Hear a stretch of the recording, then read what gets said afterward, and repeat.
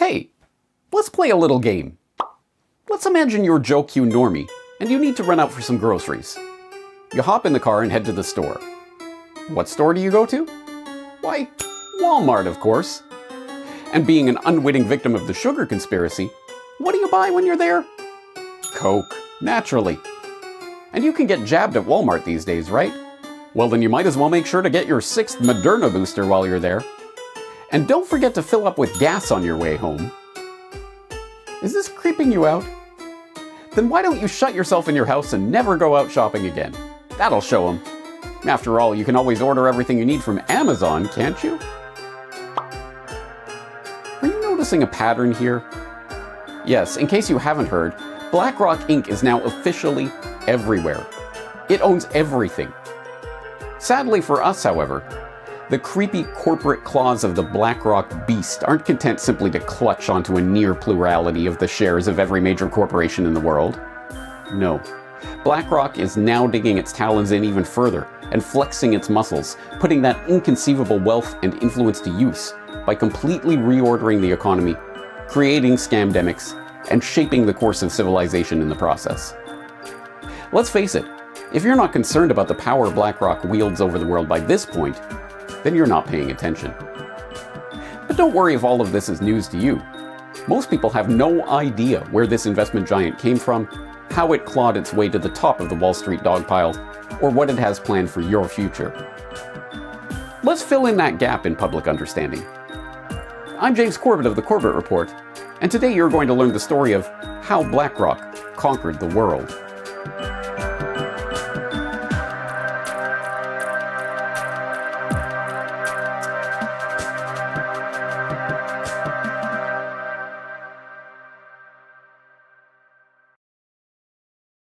Hold on a second, I hear you interject. I've got this. BlackRock was founded as a mergers and acquisitions firm in 1985 by a couple of ex-Lehmanites, and has since gone on to become the world's largest alternative investment firm, right?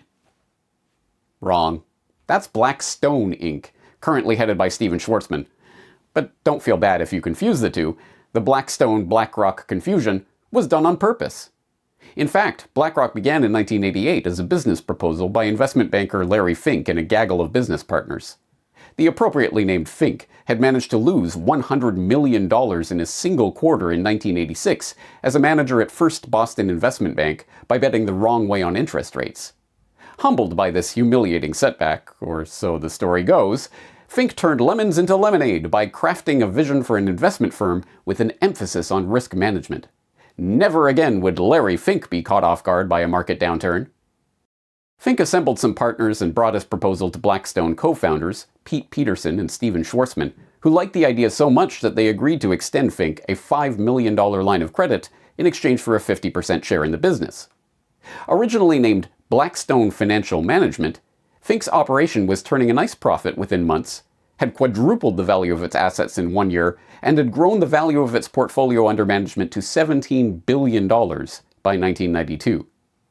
Now firmly established as a viable business in its own right, Schwarzman and Fink began musing about spinning the firm off from Blackstone and taking it public. Schwarzman suggested giving the newly independent company a name with Black in it, as a nod to its Blackstone origins, and Fink, taking roguish delight in the inevitable confusion and annoyance such a move would cause, proposed the name BlackRock. So Larry and I were sitting down, and he said, what do you think about, sort of having a family name, with Black in it? And I said, I think that's a good idea. And I think it was, he put on the table either Black Pebble or BlackRock. So he said, if we do something like this, all of our people will kill us. The two evidently share the same sense of humor. There is a little confusion between the companies, Schwarzman now concedes, and every time that happens, I get a real chuckle. But a shared taste for causing unnecessary confusion was not enough to keep the partners together. By 1994, the two had fallen out over compensation for new hires, or perhaps due to distress over Schwarzman's ongoing divorce, depending who's telling the story, and Schwarzman sold Blackstone's holdings in BlackRock for a mere $240 million. That was certainly a heroic mistake, Schwartzman admits. Having made the split with Blackstone and established BlackRock as its own entity, Fink was firmly on the path that would lead to his company becoming the globe-bestriding financial colossus that it is today. In 1999, with its assets under management standing at $165 billion, BlackRock went public on the New York Stock Exchange at $14 per share. Expanding its services into analytics and risk management with its proprietary Aladdin Enterprise Investment System, more on which later, the firm acquired mutual fund company State Street Research and Management in 2004, merged with Merrill Lynch Investment Management, MLIM, in 2006, and bought Seattle-based Quellos Group's Fund of Hedge Funds business in 2007, bringing the total value of assets under BlackRock management to over $1 trillion. But it was the global financial crisis of 2007-2008 that catapulted BlackRock to its current position of financial dominance. Just ask Heike Buchter, the German correspondent who literally wrote the book on BlackRock. Prior to the financial crisis, I was not even familiar with the name. But in the years after the Lehman Brothers collapse in 2008, BlackRock appeared everywhere. Everywhere, Buchter told German news outlet DW in 2015. Even before the Bear Stearns fiasco materialized into the Lehman Brothers collapse and the full-on financial bloodbath of September 2008, Wall Street was collectively turning to BlackRock for help. AIG, Lehman Brothers, Fannie Mae, and Freddie Mac had all hired the firm to comb through their spiraling mess of credit obligations in the months before the meltdown. BlackRock was perceived to be the only firm that could sort through the dizzying math behind the complicated debt swaps and exotic financial instruments underlying the tottering financial system, and many Wall Street kingpins had Fink on speed dial as panic began to grip the markets. I think of it like Ghostbusters. When you have a problem, who are you going to call? BlackRock, UBS Managing Director Terence Keeley told CNN at the time. And why wouldn't they trust Fink to pick through the mess of the subprime mortgage meltdown? After all, he was the one who helped launch the whole toxic subprime mortgage industry in the first place. Oh, did I forget to mention that? Remember the whole losing his job because he lost $100 million for First Boston in 1986 thing? That came just 3 years after Fink had made billions for the bank's customers by constructing his first collateralized mortgage obligation, CMO, and almost single-handedly created the subprime mortgage market that would fail so spectacularly in 2008. Started First Boston in 1976. I was the first Freddie Mac bond trader. And so the mortgage market was just at its infancy. And then in 1982, we had the ability to put a PC on our trading desk. Before that, you had no ability to put a computer on a trading desk. And it was very clear to me that if we could have computing power on the trading desk, we were going to have the ability to dissect cash flows of mortgages. That led in 1983 to the first carving up a mortgage into different tranches, and so we created the first CMO. So depending how you look at it, Fink was either the perfect guy to have in charge of sorting out the mess that his CMO monstrosity had created, or the first Fink who should have gone to jail for it. Guess which way the US government chose to see it? Yeah, you guessed right. They saw Fink as their savior, of course. Specifically, the US government turned to BlackRock for help, with beleaguered US Treasury Secretary Timothy Geithner personally consulting Larry Fink no less than 49 times over the course of the 18-month crisis. Lest there be any doubt who was calling the shots in that relationship, when Geithner was on the ropes and his position as Secretary of the Treasury was in jeopardy at the end of Obama's first term, Fink's name was on the short list of those who were being considered to replace him. The Federal Reserve, too, put its faith in BlackRock, turning to the company for assistance in administering the 2008 bailouts. Ultimately, BlackRock ended up playing a role in the $30 billion financing of the sale of Bear Stearns to JP Morgan, the $180 billion bailout of AIG, and the $45 billion rescue of Citigroup. When the dust finally settled on Wall Street after the Lehman Brothers collapse, there was little doubt who was sitting on top of the dust pile: BlackRock. The only question was how they would parlay their growing wealth and financial clout into real-world political power. For Fink, the answer was obvious. move from the petty crime of high finance into the criminal big leagues of government.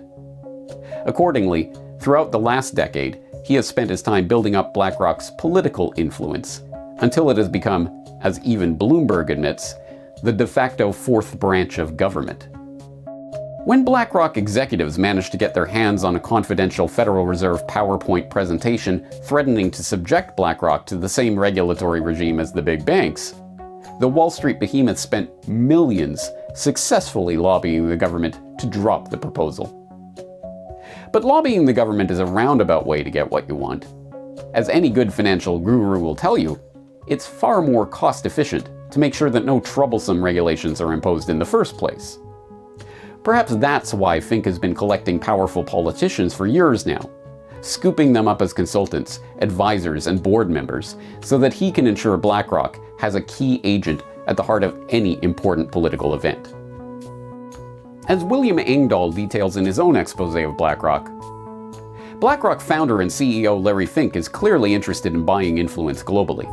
He made former German CDU MP Friedrich Merz head of BlackRock Germany when it looked as if he might succeed Chancellor Merkel, and former British Chancellor of Exchequer George Osborne as a political consultant.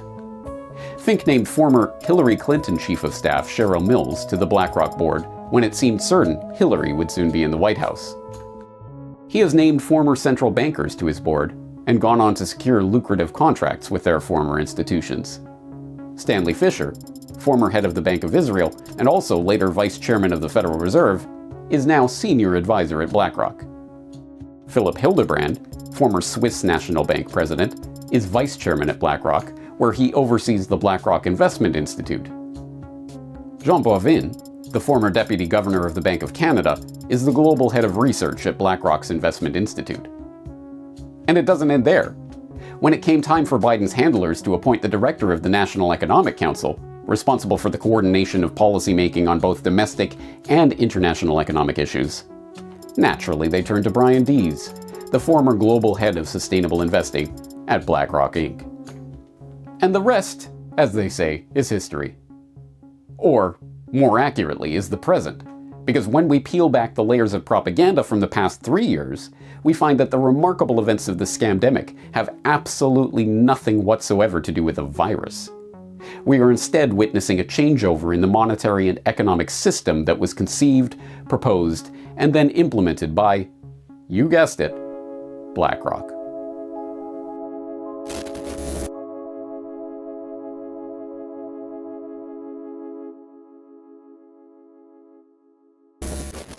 Historians of the future will no doubt note 2019 as the year that BlackRock began its takeover of the planet in earnest.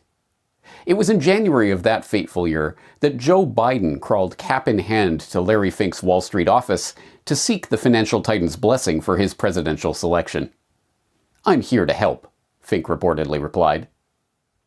Then, on August 22nd of 2019, Larry Fink joined such illustrious figures as Al Climate Conman Gore, Christia Account-Freezing Freeland, Mark G. Fans Carney, and the man himself, Klaus Bondvillain Schwab, on the World Economic Forum's Board of Trustees, an organization which, the WEF informs us, serves as the guardian of the World Economic Forum's mission and values.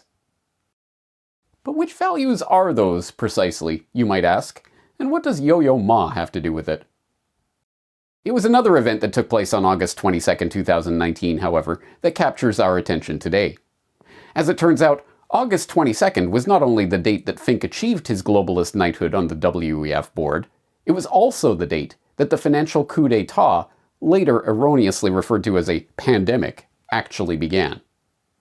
In order to understand what happened that day, however, we need to take a moment to understand the structure of the US monetary system.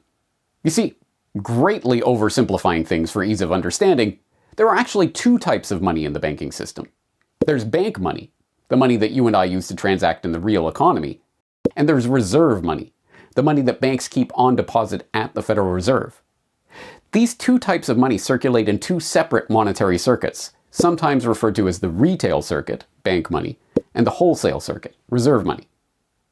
In order to get a handle on what this actually means, I highly suggest you check out John Titus's indispensable videos on the subject, notably, Mummy, Where Does Money Come From? And Wherefore Art Thou Reserves, and Larry and Karsten's Excellent Pandemic, where he explains the split-circuit monetary system. So here we have split-circuit monetary system, and on the left we have the public circuit, where I'm going to simplify the diagram. It's the Federal Reserve is issuing money to commercial banks, and it is circling back to the Federal Reserve. The Federal Reserve might buy an asset from a commercial bank, which turns around, sells it back to the Fed. That's a basic stripped-down circuit. The retail circuit on the right, in red, commercial banks are issuing money. Again, I'm going to simplify this. They issue money to you and me. They issue it in the form of loans. We pay the money back, and the cycle begins anew. And that's really the system. I wanted to do this diagram, though, because you could see here in the center of the diagram, the commercial banks occupy a special position in the two-tiered split-circuit monetary system. They are both issuers and users of money in the center here. So you could really draw a box around them. Now, you and I in the retail circuit, we keep our money on deposit at the commercial banks, which in turn keep their money on deposit at the Fed. So there you have two different systems of deposits.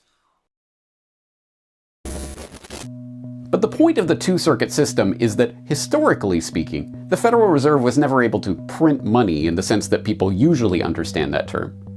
It's able to create reserve money, which banks can keep on deposit with the Fed to meet their capital requirements. The more reserves they have parked at the Fed, the more bank money they're allowed to conjure into existence and lend out into the real economy.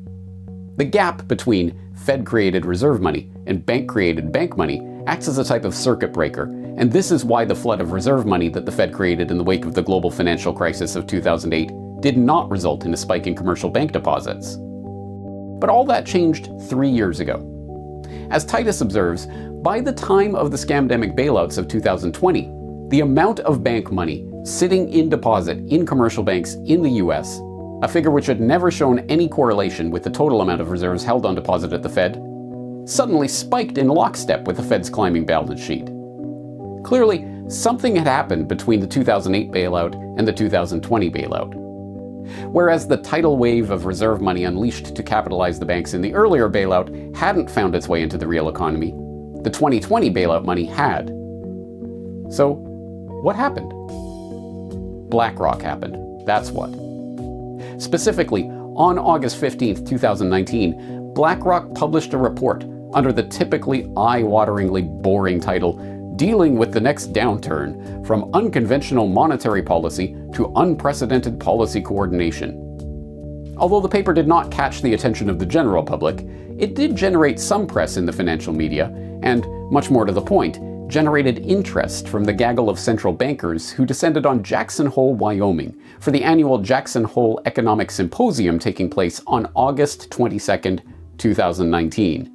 The exact same day that Fink was being appointed to the WEF's board. The theme of the 2019 symposium, which brings together central bankers, policymakers, economists, and academics to discuss economic issues and policy options, was Challenges for Monetary Policy, and BlackRock's paper, published a week in advance of the event, was carefully crafted to set the parameters of that discussion. It's no surprise that the report caught the attention of the central bankers. After all, BlackRock's proposal came with a pedigree. Of the 4 co-authors of the report, 3 of them were former central bankers themselves. As we've seen, Philip Hildebrand, the former president of the Swiss National Bank, Stanley Fischer, the former Federal Reserve Vice Chairman and former governor of the Bank of Israel, and Jean Boivin, the former deputy governor of the Bank of Canada. But beyond the paper's authorship, it was what Dealing with the Next Downturn actually proposed that was to have such earth-shaking effects on the global monetary order.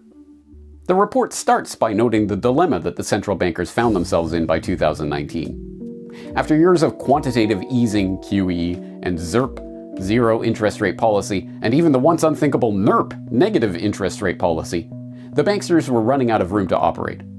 As BlackRock notes, the current policy space for global central banks is limited and will not be enough to respond to a significant, let alone a dramatic, downturn. Conventional and unconventional monetary policy works primarily through the stimulative impact of lower short-term and long-term interest rates. This channel is almost tapped out. 1/3 of the developed market government bond and investment grade universe now has negative yields, and global bond yields are closing in on their potential floor. Further support cannot rely on interest rates falling. So what was BlackRock's answer to this conundrum? Why, a great reset, of course. No, not Klaus Schwab's Great Reset. A different type of Great Reset, the going direct reset. An unprecedented response is needed when monetary policy is exhausted and fiscal policy alone is not enough. That response will likely involve going direct. Going direct means the central bank finding ways to get central bank money directly in the hands of public and private sector spenders. Going direct, which can be organized in a variety of different ways, works by 1. bypassing the interest rate channel when this traditional central bank toolkit is exhausted, and 2. enforcing policy coordination so that the fiscal expansion does not lead to an offsetting increase in interest rates. The authors of BlackRock's proposal go on to stress that they're not talking about simply dumping money into people's bank accounts willy-nilly. As report co-author Philip Hildebrand made sure to stress in his appearance on Bloomberg on the day of the paper's release, this was not Bernanke's helicopter money idea. So what we're proposing is the next step has to be something else than just more of the same, something that goes into the direction of essentially what we call going direct, which would be ways of putting money into pockets of consumers or corporates directly in order to spend. So to go around the interest rate channel as opposed to traditional central banking where you really only or always work through the interest rate channel. So kind of like helicopter money, does it have to be coordinated? I think what it means, helicopter money is a sort of catchphrase from a famous paper that Ben Bernanke gave in the early 2000s, but the point is, yes, you have to go in a different way than working through the interest rate channel because interest rates are already so low. Nor was it, as report co-author Jean Boivin was keen to stress in his January 2020 appearance on BlackRock's own podcast discussing the idea, a version of modern monetary theory, MMT, with the government simply printing up bank money to spend directly into the economy. No, this was to be a process where special purpose facilities, which they called Standing Emergency Fiscal Facilities, SEFFs, would be created to inject bank money directly into the commercial accounts of various public or private sector entities. These SEFFs would be overseen by the central bankers themselves, thus crossing the streams of the two monetary circuits in a way that had never been done before. Any additional measures to stimulate economic growth will have to go beyond the interest rate channel and go direct, with the central bank crediting private or public sector accounts directly with money. One way or another, this will mean subsidizing spending, and such a measure would be fiscal rather than monetary by design. This can be done directly through fiscal policy, or by expanding the monetary policy toolkit with an instrument that will be fiscal in nature, such as credit easing by way of buying equities. This implies that an effective stimulus would require coordination between monetary and fiscal policy, be it implicitly or explicitly. Alright, let's recap.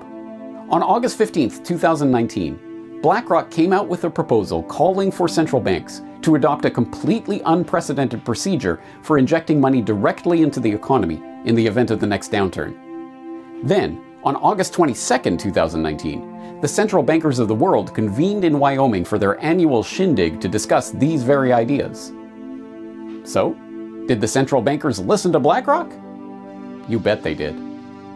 Remember when we saw how commercial bank deposits began moving in sync with the Fed's balance sheet for the first time ever? Well, let's take another look at that, shall we? It wasn't the March 2020 bailouts where the correlation between the Fed balance sheet and commercial bank deposits, the telltale sign of a BlackRock-style going direct bailout, began. It was actually in September 2019, months before the scamdemic was a gleam in Bill Gates' eye, when we started to see Federal Reserve monetary creation finding its way directly into the retail monetary circuit.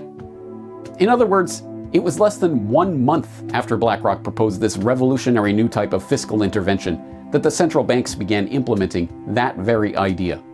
The going direct reset, better understood as a financial coup d'etat, had begun.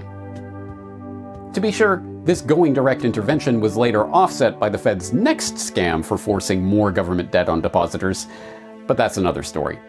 The point is that the seal had been broken on the going direct bottle, and it wasn't long before the central bankers had a perfect excuse for forcing that entire bottle down the public's throat. What we were told was a pandemic was in fact, on the financial level, just an excuse for an absolutely unprecedented pumping of trillions of dollars from the Fed directly into the economy. The story of precisely how the going direct reset was implemented during the 2020 bailouts is a fascinating one, and I would encourage you to dive down that rabbit hole if you're interested.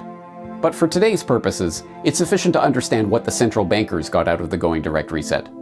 The ability to take over fiscal policy and to begin engineering the economy of Main Street in a more, well, direct way. But what did BlackRock get out of this, you ask? Well, when it came time to decide who to call in to manage the scamdemic bailout scheme, guess who the Fed turned to? If you guessed BlackRock, then sadly, you're exactly right.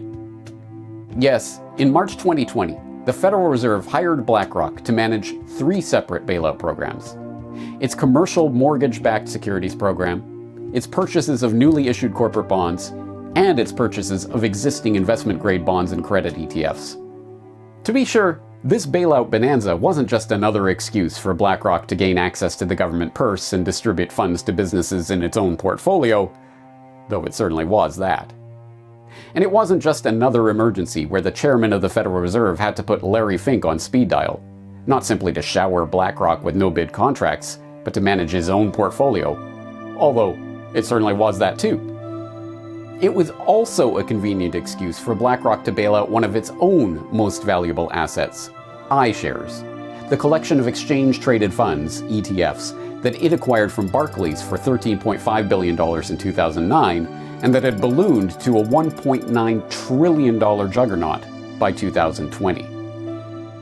As Pam and Russ Martins, who've been on the BlackRock beat at their Wall Street on Parade blog for years now, detailed in their article on the subject, BlackRock is bailing out its ETFs with Fed money and taxpayers eating losses. BlackRock is being allowed by the Fed to buy its own corporate bond ETFs as part of the Fed program to prop up the corporate bond market. According to a report in Institutional Investor on Monday, BlackRock, on behalf of the Fed, bought $1.58 billion in investment-grade and high-yield ETFs from May 12th to May 19th, with BlackRock's iShares funds representing 48% of the $1.307 billion market value at the end of that period, ETFGI said in a May 30th report. No-bid contracts and buying up your own products? What could possibly be wrong with that? The numbers speak for themselves. After BlackRock was allowed to bail out its own ETF funds with the Fed's newly minted going direct funny money, iShares surged yet again, surpassing $3 trillion in assets under management last year. But it wasn't just the Fed that was rolling out the red carpet for BlackRock to implement the very bailout plan that BlackRock created. Banksters from around the world were positively falling over themselves to get BlackRock to manage their market interventions. In April 2020, the Bank of Canada announced that it was hiring, who else? BlackRock's Financial Markets Advisory, FMA, to help manage its own $10 billion corporate bond buying program. Then, in May 2020, the Swedish central bank, the Riksbank, also hired BlackRock as an external consultant to conduct an analysis of the Swedish corporate bonds market and an assessment of possible design options for a potential corporate bonds asset purchase program. As we saw earlier, the global financial crisis had put BlackRock on the map, establishing the firm's dominance on the world stage and catapulting Larry Fink to the status of Wall Street royalty. With the 2020 going direct reset, however, BlackRock had truly conquered the world. It was now dictating central bank interventions and then acting in every conceivable role and in direct violation of conflict of interest rules, acting as consultant and advisor, as manager, as buyer, as seller, and as investor, with both the Fed and the very banks, corporations, pension funds, and other entities it was bailing out. Yes, with the advent of the scamdemic, BlackRock had cemented its position as the company that owns the world. But yet again, we are left with the same nagging question. What is BlackRock seeking to do with this power? What is it capable of doing? And what are the aims of Fink and his fellow travelers? Let's find out.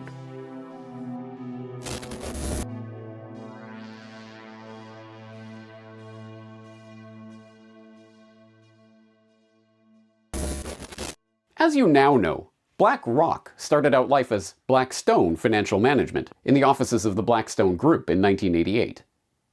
By 1992, it was already so successful that founder Larry Fink and Blackstone CEO Stephen Schwarzman spun the company off as its own entity, christening it BlackRock in a deliberate attempt to sow confusion. But it was in 1993, or so the story goes, that arguably the most important of BlackRock's market-controlling tools was forged. It was that year that Jody Kochansky, a fixed-income portfolio manager hired the year before, began to tire of his daily 6:30 a.m. task of comparing his entire portfolio to yesterday's numbers. The task, done by hand from paper printouts, was long and arduous. Kochansky had a better idea. We said, let's take this data, and rather than print it out, let's sort it into a database and have the computer compare the report today versus the report yesterday across every position. It may seem obvious to us today, but in 1993, the idea of automating a task like this was a radical one. Nonetheless, it paid off. After seeing the utility of having an automated, daily, computer-generated report calculating the risk on every asset in a portfolio, Kochansky and his team hunkered down for a 72-hour code-writing exercise that resulted in Aladdin, short for Asset, Liability, Debt, and Derivative Investment Network, a proprietary investment analysis technology touted as the operating system for BlackRock. Sold as a central processing system for investment management, the software is now the core of BlackRock Solutions, a BlackRock subsidiary that licenses Aladdin to corporate clients and institutional investors. Aladdin combines portfolio management and trading, compliance, operations, and risk oversight in a single platform and is now used by over 200 institutions, including fund manager rivals Vanguard and State Street, half of the top 10 insurers in the world, big tech giants like Microsoft, Apple, and Alphabet, and numerous pension funds, including the world's largest, the $1.5 trillion Japanese government pension insurance fund. The numbers themselves tell the story of Aladdin. It's used by 13,000 BlackRock employees and thousands of BlackRock customers.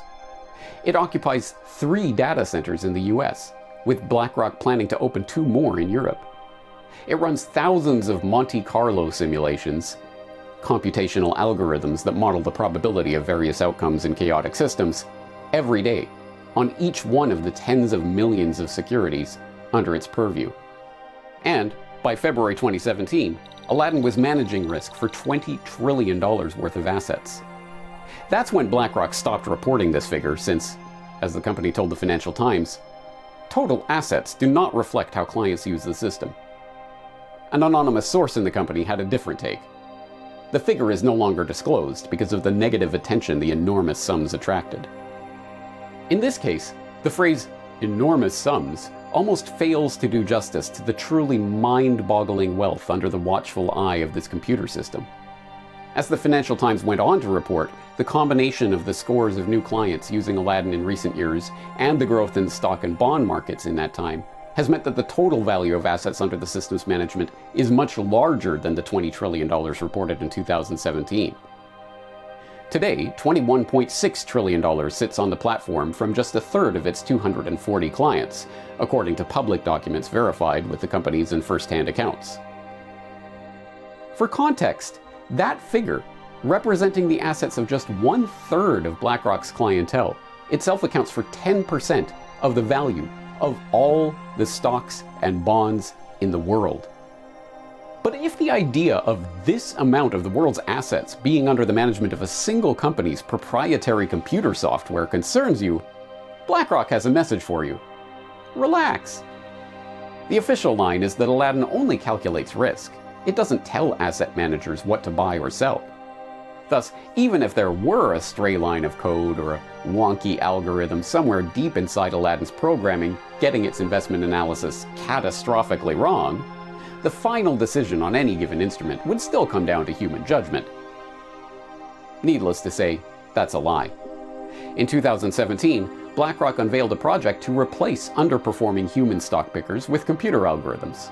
Dubbed Monarch, the scheme saw billions of dollars of assets snatched from human control and given to an obscure arm of the BlackRock empire called Systematic Active Equities, SAE. BlackRock acquired SAE in the same 2009 deal that saw it snag iShares from Barclays Global Investor, BGI. As we've already seen, the BGI deal was unbelievably lucrative for BlackRock, with iShares being purchased for $13.5 billion in 2009 and rising to a $1.9 trillion valuation in 2020. Testifying to BlackRock's commitment to the Machine Over Man Monarch project, Mark Wiseman, global head of active equities at BlackRock, told the Financial Times in 2018, "I firmly believe that if we look back in 5 to 10 years from now, the thing that we most benefited from in the BGI acquisition is actually SAE." Even the New York Times was reporting at the time of the launch of the Monarch operation that Larry Fink had, quote, cast his lot with the machines, and that BlackRock had, quote, laid out an ambitious plan to consolidate a large number of actively managed mutual funds with peers that rely more on algorithms and models to pick stocks. The democratization of information has made it much harder for active management, Fink told the New York Times. "We have to change the ecosystem. That means relying more on big data, artificial intelligence, factors, and models within quant and traditional investment strategies." Lest there be any doubt about BlackRock's commitment to this anti-human agenda, the company doubled down in 2018 with the creation of AI Labs, which is, quote, composed of researchers, data scientists, and engineers, and works to, quote, develop methods to solve their hardest technical problems and advance the fields of finance and AI. The actual models that SAE uses to pick stocks is hidden behind walls of corporate secrecy, but we do know some details.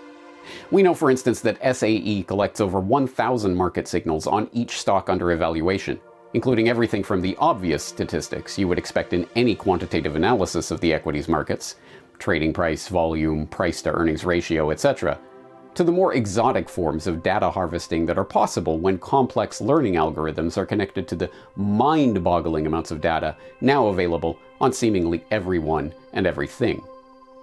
A Harvard MBA student cataloged some of these novel approaches to stock valuation undertaken by the SAE algorithms in a 2018 post on the subject. One of the ways BlackRock is including machine learning in its investment process is by signal combination, in which a model mines data, attempting to learn the relationship between stock returns and various quantitative data. For example, it would analyze web traffic through corporate websites as an indicator of future growth of the company, or would look at the geolocation data from smartphones to predict which retailers are more popular.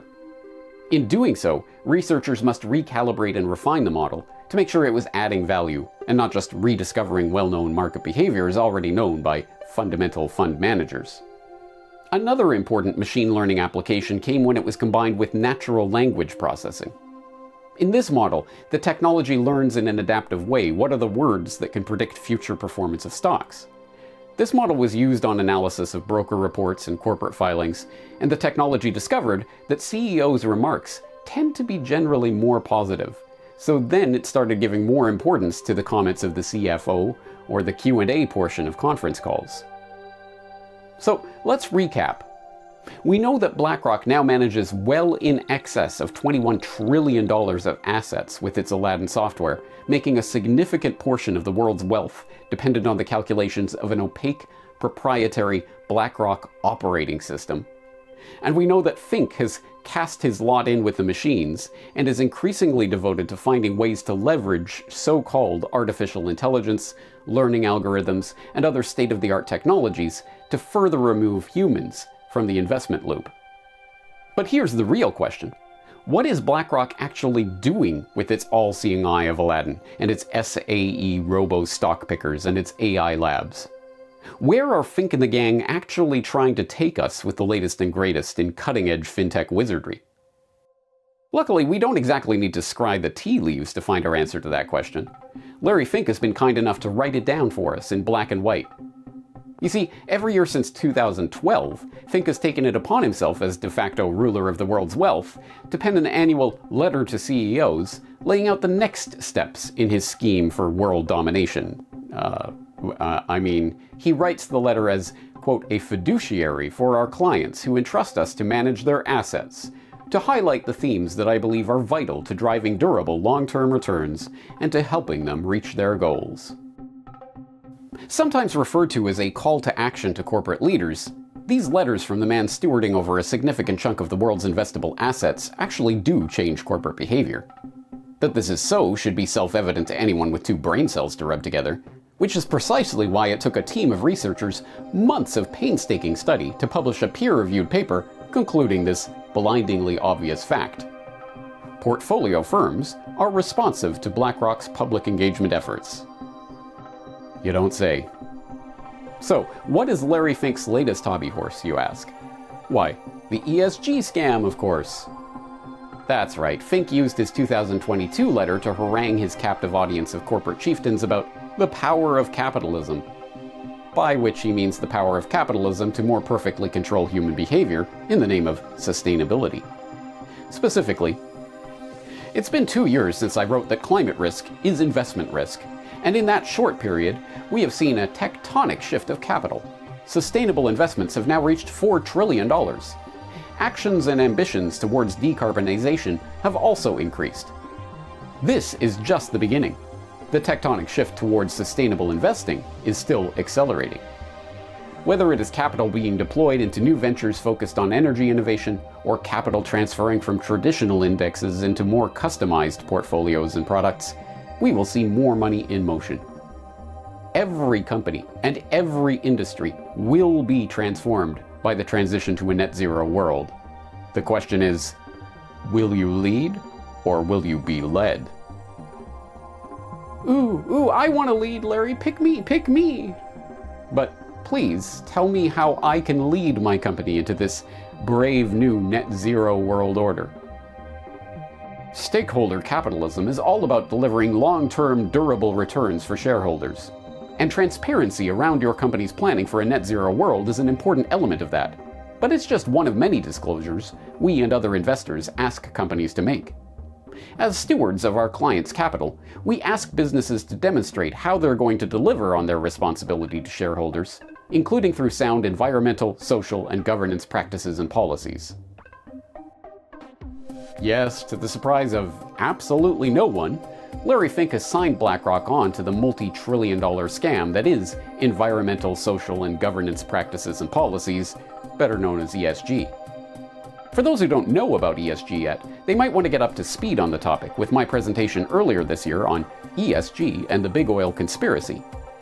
Or they can read the summary of the ESG scam by Ian Davis in his article on the globalization of the commons, aka the financialization of nature through so-called natural asset corporations. This will be achieved using stakeholder capitalism metrics. Assets will be rated using ESG benchmarks for sustainable business performance. Any business requiring market finance, perhaps through issuing climate bonds, or maybe green bonds for European ventures, will need those bonds to have a healthy ESG rating. A low ESG rating will deter investors, preventing a project or business venture from getting off the ground. A high ESG rating will see investors rush to put their money in projects that are backed by international agreements. In combination, financial initiatives like NACs and ESGs are converting SDGs into market regulations.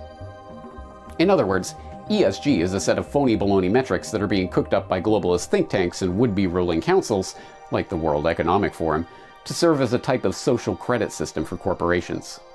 If corporations fail to toe the line when it comes to globalist policies of the moment, whether that's committing to industry-destroying net zero or even absolute zero commitments, or debanking thought criminals, or anything else that may be on the globalist checklist, their ESG rating will take a hit. So what? You may ask. What does an ESG rating have to do with the price of tea in China, and why would any CEO care? The so what here is that, as Fink signals in his latest letter, BlackRock will be putting ESG reporting and compliance in its basket of considerations when choosing which stocks and bonds to invest in and which ones to pass over. And Fink is not alone. There are now 291 signatories to the Net Zero Asset Managers Initiative, an international group of asset managers committed to supporting the goal of net zero greenhouse gas emissions by 2050 or sooner. They include BlackRock, Vanguard, State Street, and a slew of other companies collectively managing $66 trillion of assets. In plain English, BlackRock and its fellow globalist investment firms are leveraging their power as asset managers to begin shaping the corporate world in their image and bending corporations to their will. And, in case you were wondering, yes, this is tied into the AI agenda as well. In 2020, BlackRock announced the launch of a new module to its automated Aladdin system, Aladdin Climate. Aladdin Climate is the first software application to offer investors measures of both the physical risk of climate change and the transition risk to a low-carbon economy on portfolios with climate-adjusted security valuations and risk metrics. Using Aladdin Climate, investors can now analyze climate risk and opportunities at the security level and measure the impact of policy changes, technology, and energy supply on specific investments. To get a sense of what a world directed by digital overlords at the behest of the ESG agenda might look like, we simply need to turn to the ongoing conflict in Ukraine. As Fink wrote in his letter to shareholders earlier this year, finally, a less discussed aspect of the war is its potential impact on accelerating digital currencies. The war will prompt countries to reevaluate their currency dependencies. Even before the war, several governments were looking to play a more active role in digital currencies and define the regulatory frameworks under which they operate. The US Central Bank, for example, recently launched a study to examine the potential implications of a US digital dollar. A global digital payment system, thoughtfully designed, can enhance the settlement of international transactions while reducing the risk of money laundering and corruption. Digital currencies can also help bring down costs of cross-border payments, for example when expatriate workers send earnings back to their families. As we see increasing interest from our clients, BlackRock is studying digital currencies, stablecoins, and the underlying technologies to understand how they can help us serve our clients. The future of the world, according to BlackRock, is now coming fully into view. It is a world in which unaccountable computer learning algorithms automatically direct investments of the world's largest institutions into the coffers of those who play ball with the demands of Fink and his fellow travelers. It's a world in which transactions will be increasingly digital, with every transaction being data mined for the financial benefits of the algorithmic overlords at BlackRock. And it's a world in which corporations that refuse to go along with the agenda will be ESG deranked into oblivion, and individuals who present resistance will have their CBDC wallets shut off. The transition of BlackRock from a mere investment firm into a financial, political, and technological colossus that has the power to direct the course of human civilization is almost complete. Meet Serge Varley, a recruiter at BlackRock. Let me tell you, it's not Trump who's the president. It's who's controlling the wallet. So it's the, and who's that? The hedge funds, BlackRock, the banks. These guys want campaign financing. Yep, you can buy your candidates. Obviously, we have the system in place. First, there's the senators, and these guys are cheap. You got 10 grand, you can buy a senator. I can give you 500K right now, no questions asked. Yeah. I'm gonna do what needs to be done. Does everybody do that? Does BlackRock do that? Everybody does. It doesn't matter who wins. You're still right. They're my pocket at this point.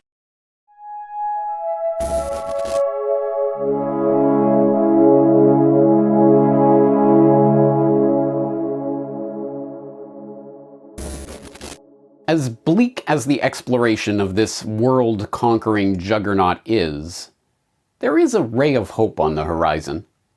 The public is at least finally becoming aware of the existence of BlackRock and its relative importance on the global financial stage. This is reflected in an increasing number of protests targeting BlackRock and its activities. $10 trillion! If that were a country, that country's GDP would be larger than every other country's GDP except for 2. This is a financial behemoth that is single-handedly, more so than most other institutions in the world, responsible for the funding of coal, oil, and gas, which is killing us and killing our future. Keen-eyed observers may note, however, that these protests are not against the BlackRock agenda that I've been laying out here. On the contrary, they are for that agenda. These protesters' main gripe seems to be that Fink and BlackRock are engaged in greenwashing, and that the megacorporation is actually more interested in its bottom line than in saving Mother Earth. Well, duh. Even BlackRock's former chief investment officer for sustainable investing wrote, after leaving the firm, an extensive 4-part whistleblowing exposé documenting how the sustainable investing push being touted by Fink is a scam from top to bottom. My only gripe with this limited hangout critique of BlackRock is that it implies that Fink and his cohorts are merely interested in accumulating dollars. They're not. They're interested in turning their financial wealth into real-world power. Power they will wield in service of their own agenda, and will cloak with a phony green mantle because they believe, and not without reason, that that's what the public wants. Slightly closer to the point, you get non-profit groups like Consumers Research slamming BlackRock for impoverishing the real economy for the benefit of itself and its clients. You'd think a company that has made it their mission to enforce ESG standards on American businesses would apply those same standards to foreign investments, but BlackRock isn't pushing its woke agenda on China or Russia, Consumers Research Executive Director Will Hild explained last year after the launch of an ad campaign targeting the investment giant. But that critique too seems to miss the underlying point. Is Hild trying to say that if only Fink applied his economy-destroying standards equally across the board, then he'd be beyond reproach? More hopefully, there are signs that the political class, always willing to jump out in front of a parade and pretend they're leading it, are picking up on the growing public discontent with BlackRock and are beginning to cut ties with the firm. In the past several months, multiple US state governments have announced their intention to divest state funds from BlackRock, with 19 states' attorneys general even signing a letter to Larry Fink in August of 2022 calling him out on his agenda of social control. BlackRock's actions on a variety of governance objectives may violate multiple state laws. Mr. McComb's letter asserts compliance with our fiduciary laws because BlackRock has a private motivation that differs from its public commitments and statements. This is likely insufficient to satisfy state laws requiring a sole focus on financial return.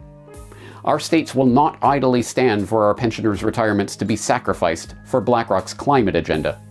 The time has come for BlackRock to come clean on whether it actually values our state's most valuable stakeholders, our current and future retirees. As part of this divestment push, the Louisiana State Treasurer announced in October that the state was withdrawing $794 million in state funds from BlackRock. South Carolina's State Treasurer announced plans to divest $200 million from the company's control by the end of the year, and Arkansas has already taken $125 million out of money market accounts under BlackRock's management. Regardless of the real motivations of these state governments, the fact that they feel compelled to take action against BlackRock is itself a hopeful sign. It means that the political class understands that an increasing portion of the public is aware of the BlackRock ESG corporate governance agenda and is opposed to it. It's already having some effect, with Fink recently conceding that he would bow to the pressure and drop explicit promotion of ESG scores, while continuing to push the ESG agenda and everything it stands for, naturally. Once again, we arrive at the bottom line.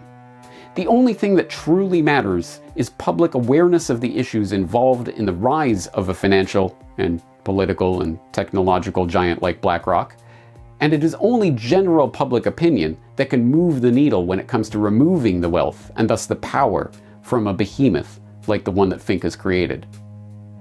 But before we wrap up here, there's one last point to be made.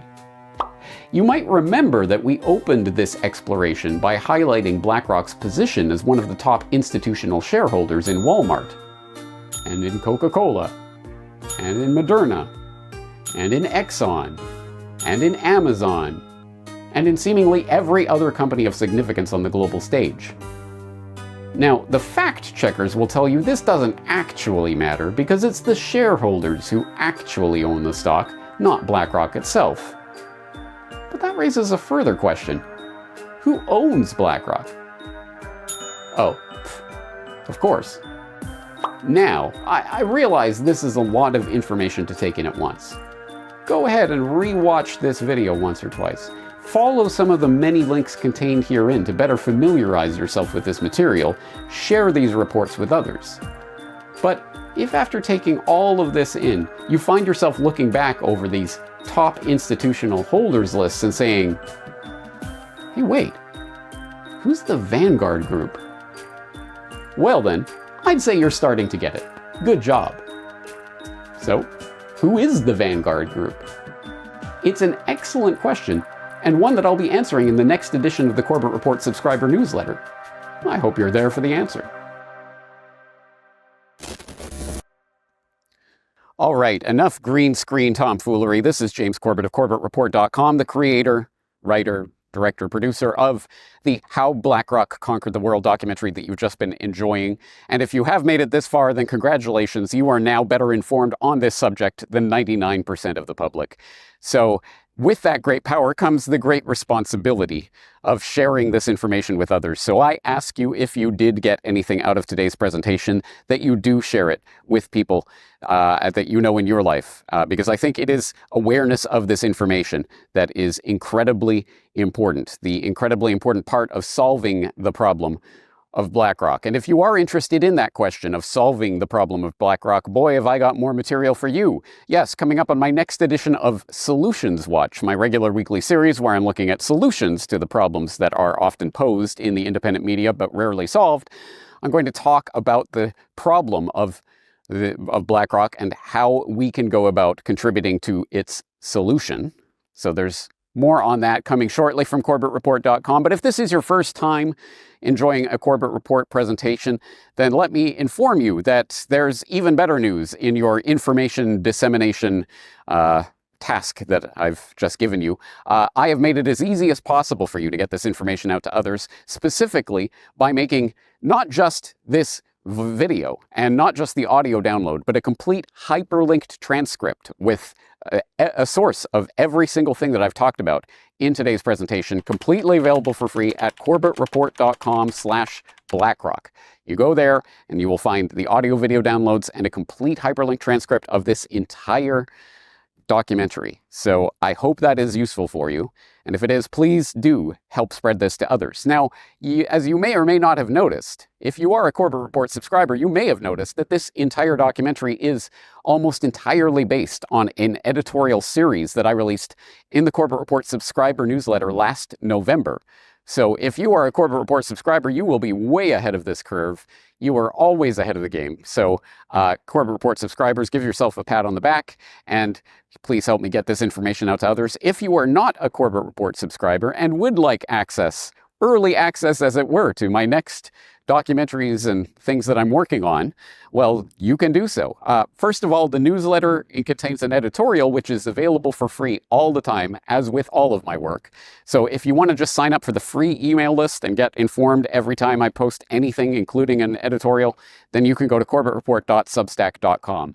But if you would like to become a Corbett Report member, and to actually contribute to this work and help keep it coming, then I would sincerely appreciate you taking the time and effort and expense to sign up for a Corbett Report membership. As little as $12 a year, $1 a month, you can help keep this independent media going and growing.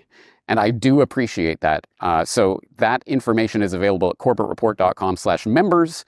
When you sign up, you'll get login for the website so that you can log in and see the full newsletter that is delivered every weekend. That includes not just the editorial, but also recommended reading and viewing, a discount for material at the New World Next Week store, etc. Anyway, that's a lot of information to go through. The links, of course, will be at the end of this transcript. And I thank you again for your time and attention, and thank you in advance for helping to spread this word to others.